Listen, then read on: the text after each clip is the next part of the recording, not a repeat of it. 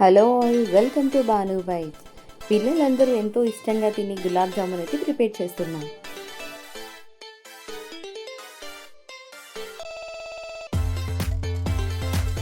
One packet NTR gulab jamun అయితే తీసుకున్నాను.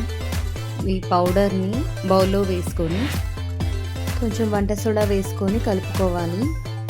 ఈ పిండిని నేను వాటర్తో అయితే కలుపుతున్నాను. నార్మల్గా పాలతో అయినా కలుపుకోవచ్చు. పాలు వేసేటప్పుడు ఒక స్పూన్ నెయ్యి అయితే వేసుకుని కలుపుకోవచ్చు. ఇలా కొంచెం కొంచెంగా వాటర్ యాడ్ చేసుకుంటూ కలుపుకోవాలి. ఇలా కలిపిన పిండిని 10 to 15 minutes పక్కన పెట్టుకోవాలి. ఈలోపు మనం షుగర్ సిరప్కి అయితే ప్రిపేర్ చేసుకుందాము. 1:2 రేషియోతో నేను షుగర్ సిరప్ అయితే ప్రిపేర్ చేస్తున్నాను. ఇందులోకి 2 యాలకులు కూడా వేసుకోవాలి. ఈ షుగర్ సిరప్ బాగా వేడైపోతే సరిపోతుంది, తీగపాకం అయితే అవసరం లేదు. ఈలోపు మనం డీప్ ఫ్రైకి ఆయిల్ అయితే వేసుకుందాం.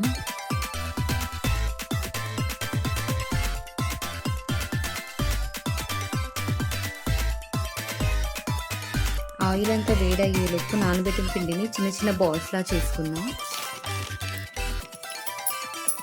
బాల్స్ని అయితే క్రాక్స్ లేకుండా కలుపుకోవాలి. అలా చేసుకుని కడుపులో వేసినప్పుడు విరిగిపోకుండా ఉంటాయి. ఇలా పిండిని ప్రెస్ చేసి సాఫ్ట్గా అయితే వస్తాయి.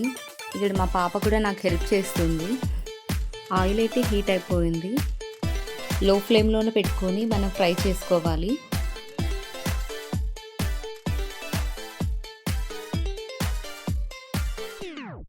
ఇలా గోల్డెన్ బ్రౌన్ కలర్ వచ్చే వరకు ఫ్రై చేయాలి.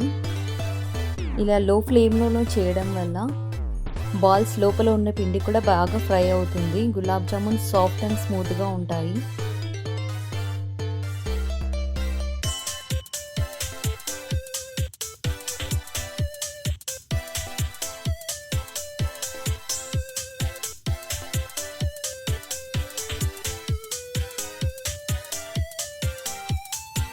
దాన్ని డీప్ ఫ్రై చేసుకున్న తర్వాత షుగర్ సిరప్లోకి వేసుకోవాలి.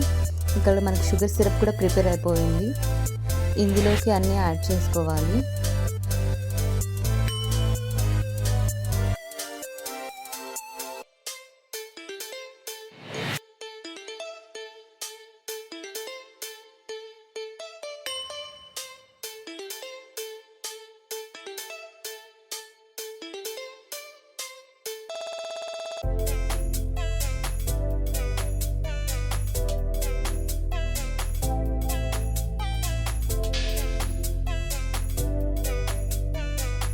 ఇలా జామున్ అంతా వేసుకున్న తర్వాత 1 to 2 hours పక్కన పెట్టుకొని షుగర్ సిరప్ అంతా బాల్స్కి పట్టేలాగా చూసుకోవాలి.